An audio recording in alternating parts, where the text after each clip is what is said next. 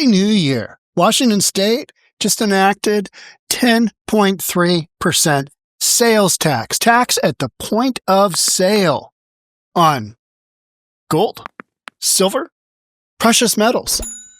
I mean, what boggles my mind is that what's going to happen is that these purchases are just going to go to Oregon and Idaho because they don't have that taxation. And so income that used to come in now drops. So the projected revenue is going to be even less than what we've already got from the sale of these coins because businesses are going to leave. Democrats don't see it that way. They just see more tax. Hey, this is great. Tax and spend, tax and spend, tax and spend. Let's get into it. Here we go. Well, a new Washington law will make it more expensive to buy gold, silver, and precious coins. Starting January 1st, buyers will have to pay about 10% more in new sales tax on precious metals. 𝗪𝗧𝗛𝗓 spoke with a local coin store owner who's concerned his customers won't want to cough up the cash. Hey, how you doing, Bill? The Coin Corner saw a steady stream of customers today. This is Spokane, Washington, by the way, and I'm running from there because they're close to Idaho. I mean, literally just across the border, right? Spokane, Idaho. Why would you buy in Spokane, Washington, if you could go right across the border into Idaho and it's 10% cheaper? Just like that, few-minute drive. $1,000 purchase, save $1,000? Yeah, right? Nick Crocker says that's because the price of silver is the highest it's ever been, but he worries people won't be interested in buying precious metals from his shop in 2026. Selling is going to come really difficult. I mean, almost impossible. Many customers who visited Coin Corner in the Spokane Valley were surprised to learn about Washington's new sales tax on gold and silver, which will take effect in the new year. Right now, gold, silver, and coins aren't treated like the other things we buy, like clothes or electronics. But starting in January, gold, silver, and precious coins will be subject to the same state sales tax as everything else. We're kind of a niche little industry that was kind of mostly left alone. I don't think that they fully understood the ramifications of adding sales tax and a B&O tax to our business. The law flew under the radar of many coin store owners. It was part of a bill that removed tax exemptions from a number of different things. The state estimates it will generate $148 million in tax revenue. But Crocker feels it will drive nearly all his business across the border. Hopefully I don't have to move to Idaho to start a business over there, but it's on the back of my mind. If it lasts any more than a year or two or something like that, there's just no viable way for us to remain in business. Jake Graham. That was my thought is, all right, if I had this, if my business ran on super thin margins, razor thin margins, and sometimes they're big ticket purchases, and you have this 10%, say you have a $4,000 purchase. You know what I mean? Extra $400. Yeah, you're going to take the 5 minutes to drive across state lines or the hour, whatever. Hey, let's take a little drive over to, if you're in Southern Washington, go down to Oregon, Eastern Washington, go into Idaho.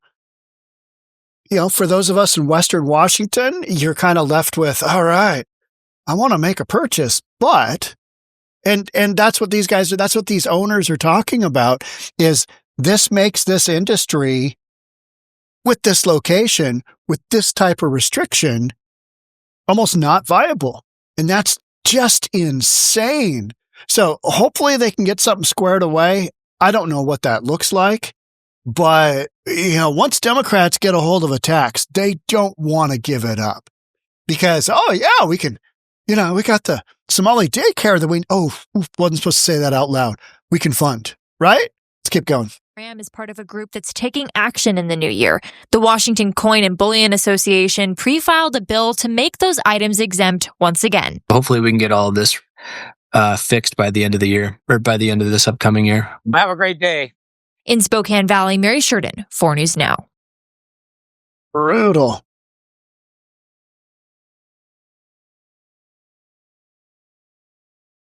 Gold and silver Here's Western Washington. Metals, including gold and silver coins, will go way up in our state. An exemption on a precious metals tax will be lifted on January 1st. KOMO's Jackie Kent spoke with coin dealers about the impact on local stores and customers.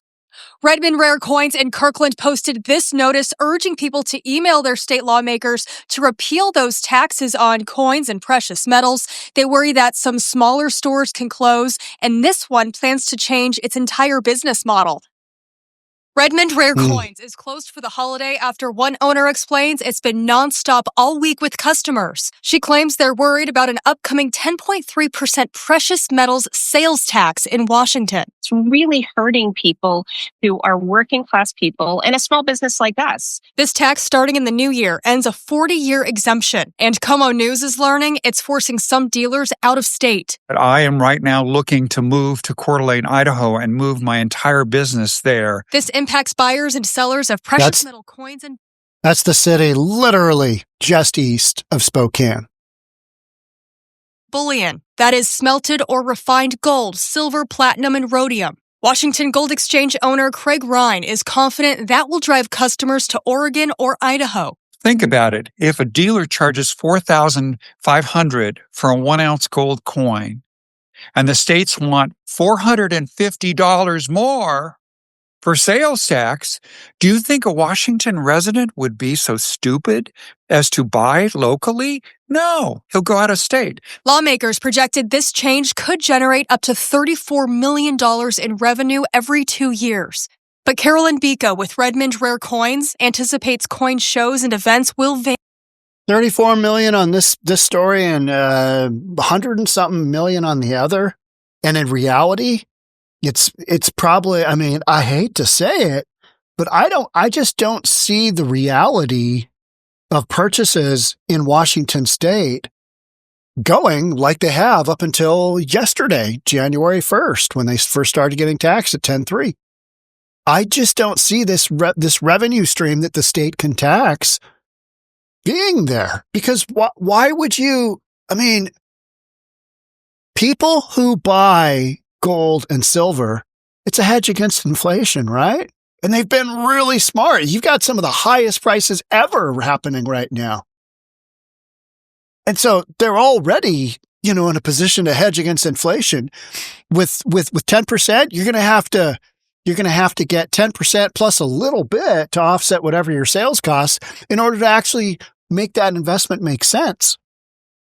So how does that work? The people in these markets aren't dumb. So I don't see this working out positively.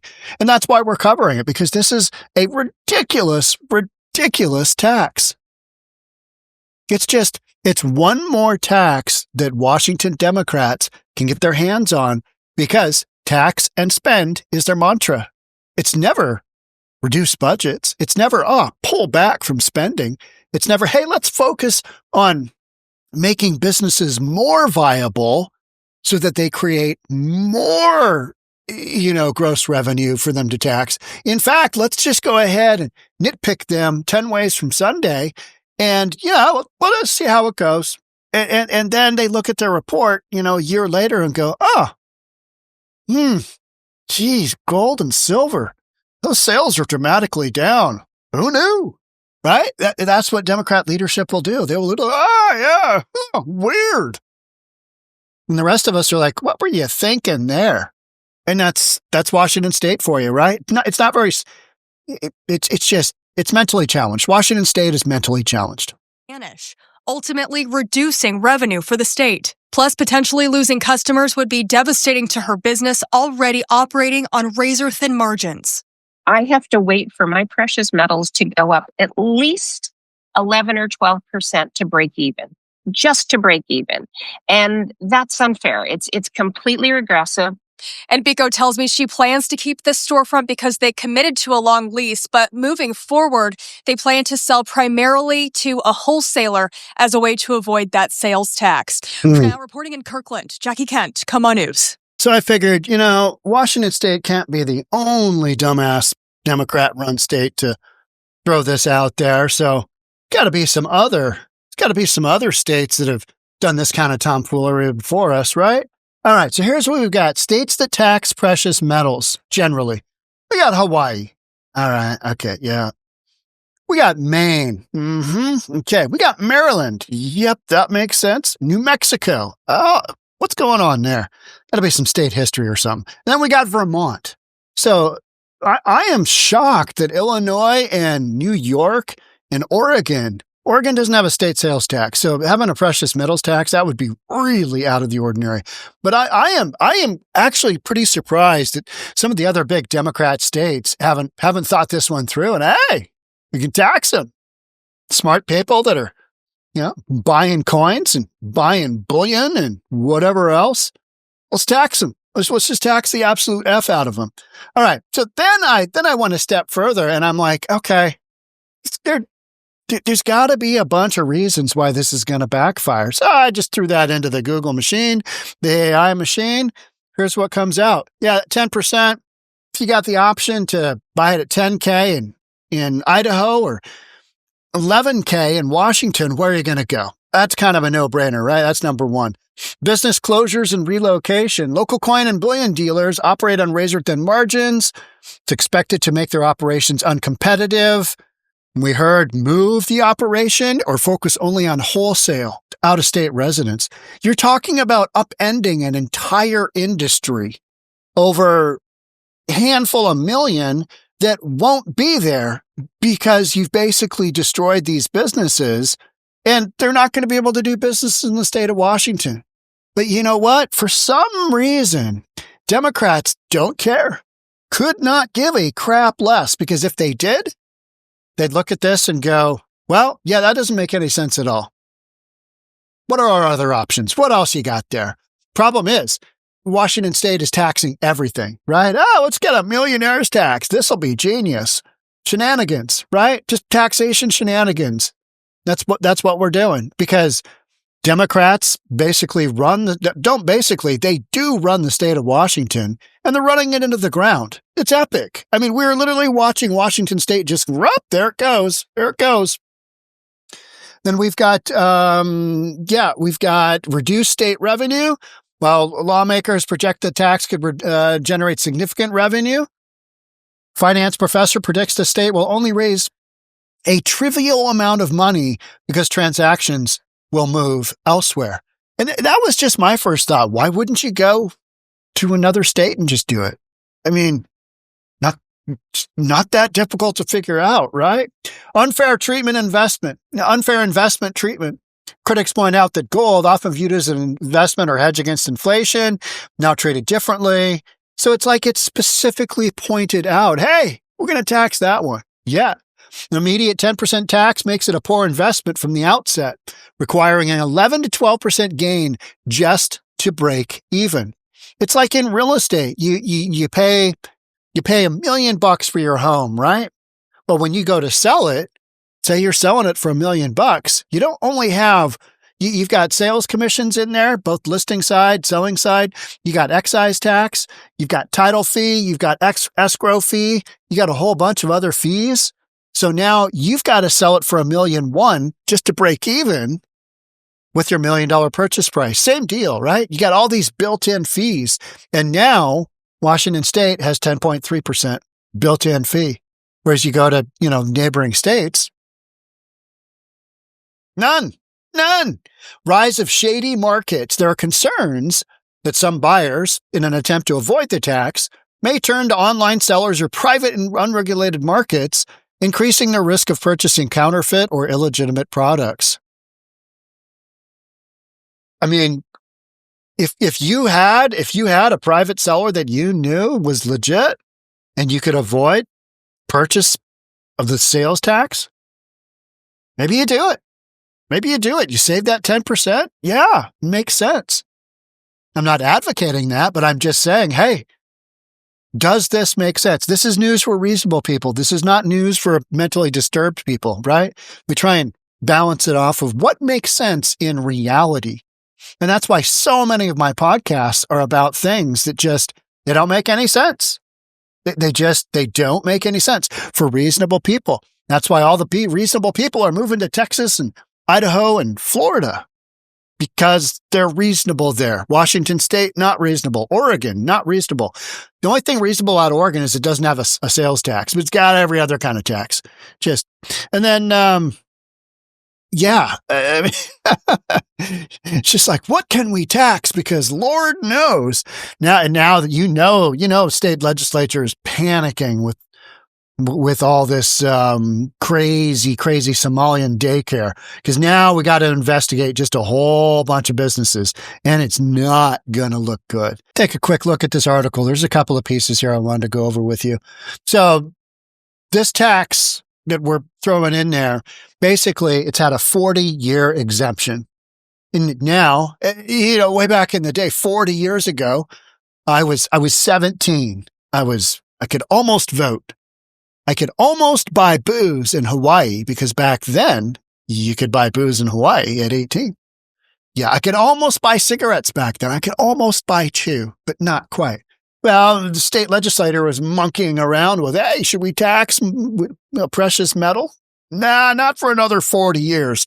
Probably tagged it to something else. I have no idea. It's ridiculous. I'm right now looking to move to Idaho and move my entire business there, Washington Gold Exchange owner Craig Ryan stated. It makes absolute sense. So you've got a bunch of legislators who don't understand business and actually could give a crap. They're more into socialism. They're straight up more into socialism. How can we serve the school teacher so she doesn't move out of the state of Washington? Well, by putting a tax like this, a regressive tax, because it hits anybody that purchases gold or silver. It hits everybody. So just the logic behind this kind of stuff. I would have loved to have sat in on a committee meeting. You're doing what, guys? You're doing what? Well, here's what's going to happen. Well, Sean, we want to do it anyway. Okay. You guys are brilliant. No wonder Washington State is having difficulties. No wonder Washington State has the most expensive gasoline. You talk about California all the time. You guys send me messages all the time. Hey, there's a picture of gasoline in California. And I'm like, that's nothing. We got 20% more, 20 cents more a gallon gas here in Seattle than you guys do in California a lot of the time. Because we've got geniuses that come up with this kind of nonsense here. So, I mean, it's just absolutely nutty that this is our reality. The fact that this is a reality in Washington State is, it just kind of shows where things are at, right? Not thinking long term, thinking short term. How can we cover our bills?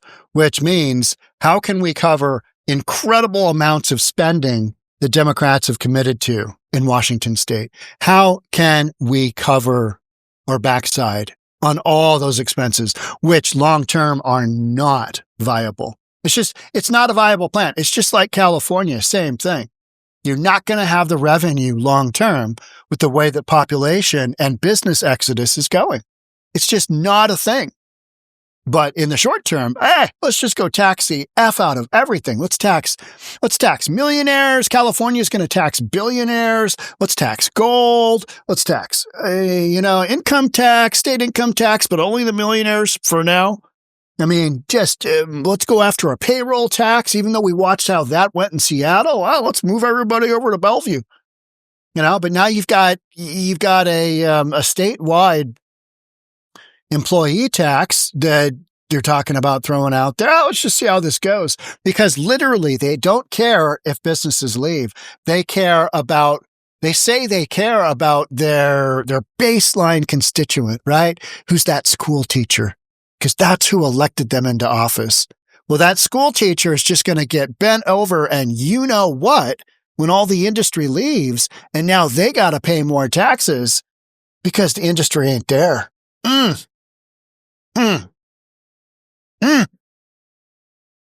But let's just go ahead and throw a bunch of taxes in there. That's literally what we're doing here in Washington State. But you know what? It's the new year, and I'm a glass half full kind of guy. Podcasts for days, weeks, months, years, decades. Yeah, that's the half full part. Sorry, guys and gals. Thanks so much for being here. Love to have you subscribe. Hit that notification bell. I'll see you in the next episode. Bye for now. Oh, Happy New Year. How's that? Happy New Year.